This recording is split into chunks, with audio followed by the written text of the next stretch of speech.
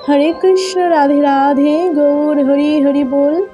जय गोविंद जय राधा रानी राधे राधे। श्रीमद् भगवद गीता यथायथ। ओम भगवते वासुदेवाय। ओम भगवते वासुदेवाय। ओम भगवते वासुदेवाय। ओम हरि ओम तत्सत्। শ্রীমদ্ ভগবদ গীতার চতুর্থ অধ্যায় জ্ঞান যোগ, শ্লোক নাম্বার 15। एवं ज्ञातकृत कर्म पूर्वरैपि मुमुक्षुभिः कुरु कर्मैव तस्मात् तं पूर्वै पूर्वतर कृत्स्नम्। অনুবাদ। প্রাচীনকালে সমস্ত মুক্ত পুরুষেরা আমার অপাকৃত তত্ত্ব অবগত হয়ে কর্ম করেছেন। অতএব তুমিও সেই প্রাচীন মহাজনদের পদাঙ্ক অনুসরণ করে তোমার কর্তব্য সম্পাদন করো। তাৎপর্য: পৃথিবীতে দুই শ্রেণীর মানুষ আছে। তাদের মধ্যে এক শ্রেণীর মানুষের হৃদয় সব রকমের কলুষে পরিপূর্ণ এবং অন্য শ্রেণীর মানুষের হৃদয় অত্যন্ত নির্মল। কৃষ্ণ ভাবনামৃত উভয় শ্রেণীর মানুষেরই হিত সাধন করে। যাদের হৃদয় কলুষে পরিপূর্ণ তারা কৃষ্ণ ভাবনার পন্থা অবলম্বন পূর্বক বিধি ভক্তির অনুশীলন করে তাদের হৃদয়কে পরিষ্কার করতে পারে।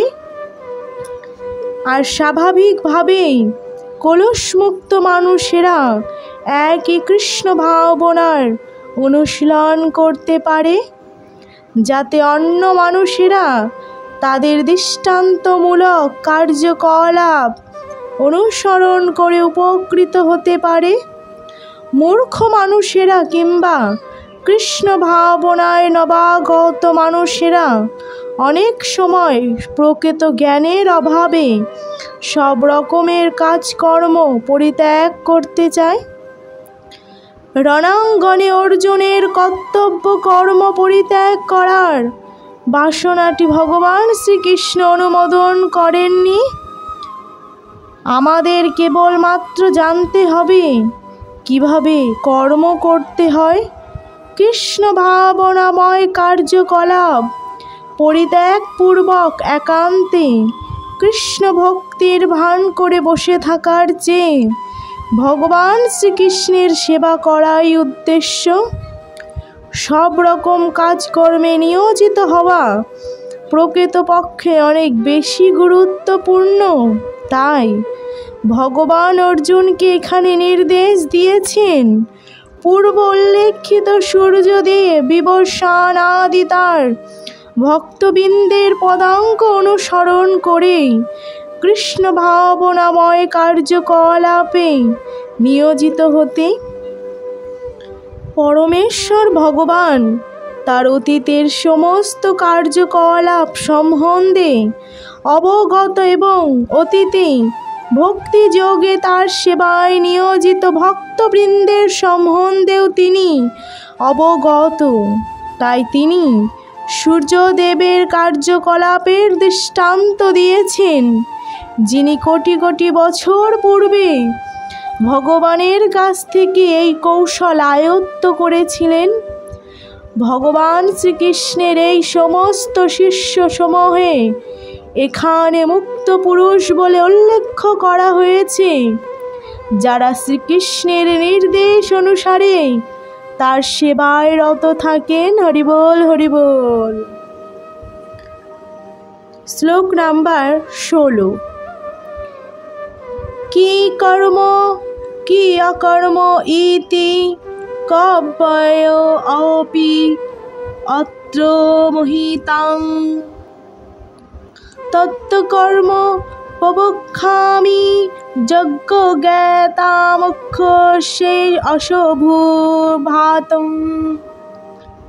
অনুবাদ: কাকে কর্ম ও কাকে অকর্ম বলে তা স্থির করতে বিবেকী ব্যক্তিরাও বিমোহিত হন। এখন আমি সেই কর্ম সম্বন্ধে তোমাকে উপদেশ করব, যে বিষয়ে অবগত হয়ে তুমি সমস্ত অশুভ অবস্থা থেকে মুক্ত হবে। তাৎপর্য: কৃষ্ণ ভক্ত মহাজনদের দৃষ্টান্ত অনুসরণ করে কৃষ্ণ ভাবনাময় কর্ম সম্পাদন করতে হয়। পঞ্চদশ শ্লোকে ভগবান সেই উপদেশ দিয়েছেন। পরবর্তী শ্লোকে তিনি তা ব্যাখ্যা করে বলেছেন, কেন স্বতন্ত্রভাবে ভগবানের সেবা করা উচিত নয়। এই অধ্যায়ের প্রথমেই বর্ণনা করা হয়েছে যে পরম্পরার ধারায় ভগবত তত্ত্ব জ্ঞান সম্পন্ন মহাজনদের অধীনে কৃষ্ণ ভাবনাময় কর্ম সম্পাদন করতে হয়। ভগবান কৃষ্ণ ভাবনামৃতের পন্থারূপ ভগবত তত্ত্ব জ্ঞান সর্বপ্রথমে সূর্যদেব বিবস্বানকে দান করেন। সেই তত্ত্বজ্ঞান বিবস্বান তার পুত্র মনুকে দান করেন। মনু তা তার পুত্র ইক্ষ্বাকুকে দান করেন এবং এইভাবেই সৃষ্টির আদি থেকে এই তত্ত্বজ্ঞান এই পৃথিবীতে প্রভাবিত হয়ে আসছে। তাই গুরু শিষ্য পরম্পরায় পূর্বাতন আচার্যদের পদাঙ্ক অনুসরণ করতে হয়। তা না করলে এমনকি অত্যন্ত বুদ্ধিমান মানুষও কৃষ্ণ ভাবনাময় কর্মের যথার্থ সম্বন্ধে বিভ্রান্ত হতে পারে। সেই জন্যই ভগবান নিজে অর্জুনকে এই তত্ত্ব জ্ঞান সরাসরি দান করতে মনস্থ করলেন। অর্জুনের পদাঙ্ক অনুসরণ করে যদি কেউ সরাসরি ভগবানের দেওয়া এই তত্ত্ব জ্ঞান আহরণ করেন, তাহলে তিনি আর বিভ্রান্ত হবেন না। কেবলমাত্র ত্রুটিপূর্ণ পরীক্ষা নিরীক্ষার মাধ্যমে অভিজ্ঞতালব্ধ জ্ঞানের সাহায্যে ধর্মীয় পন্থাগুলি কখনোই নিরূপণ করা যায় না। প্রকৃতপক্ষে একমাত্র ভগবানই পরম তত্ত্ব সমন্বিত ধর্মনীতি প্রণয়ন করতে পারেন। ধর্মং তু সাক্ষাৎ ভগবৎ প্রণীতম। ভগবতে 6:3-19 শ্লোকে ত্রুটিপূর্ণ জল্পনা কল্পনার মাধ্যমে ধর্মীয় রীতিনীতির উদ্ভাবন করা যায় না। ব্রহ্মা, শিব, নারদ, মনু, কুমার, কপিল, প্রহ্লাদ, ভীম ও সুখদেব, গোস্বামী, যমরাজ, জনক এবং বলি মহারাজ আদি মহাজনকদের পদাঙ্ক অনুসরণ করতে হয়। মনোধর্ম প্রসূত কল্পনার ভিত্তিতে আমরা ধর্ম বা আত্ম উপলব্ধির পন্থা প্রতিপন্ন করতে পারি না। তাই ভগবান তার ভক্তদের প্রতি অহৈতুকী কৃপার বশবর্তী হয়ে সরাসরি অর্জুনকে কর্ম এবং অকর্ম কি সে বিষয়ে বুঝিয়ে দিয়েছেন। কেবলমাত্র কৃষ্ণ ভাবনাময় কর্ম সম্পাদন করার মাধ্যমে জড়জগতের বন্ধন থেকে মুক্তি লাভ করা যায়। হরি বল, হরি বল। শ্লোক নাম্বার 17। কর্মণো হি অপি বদ্ধব্যামং বিকর্মণ্য অকর্মণ্য বৈদ্ধ ব্যায়াম গহনা কঠিন কর্মানুগতি।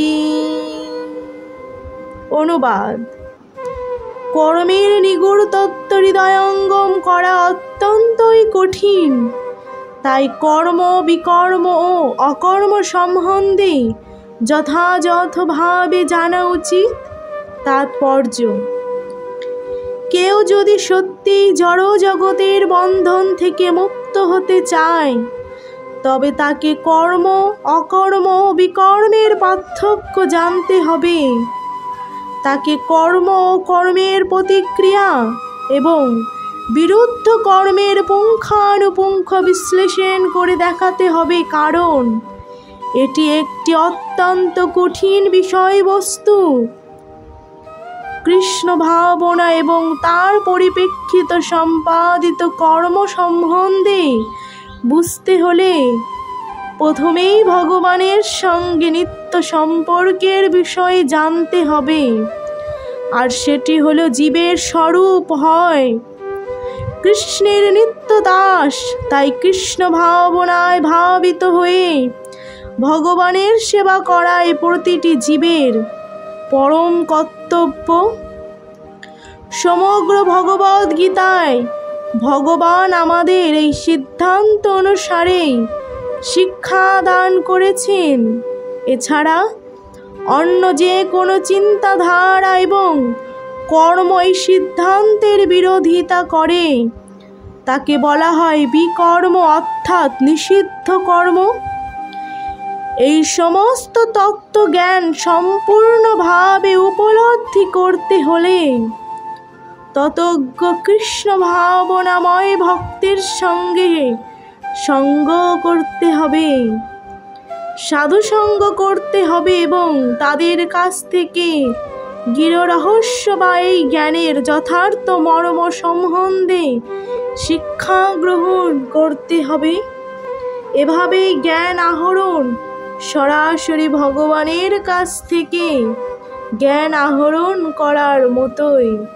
তা না করলে এমনকি বড় বড় বুদ্ধিমান মানুষেরাও পর্যন্ত বিভ্রান্ত হয়ে পড়ে। হরিবোল হরিবোল। শ্লোক নাম্বার 18।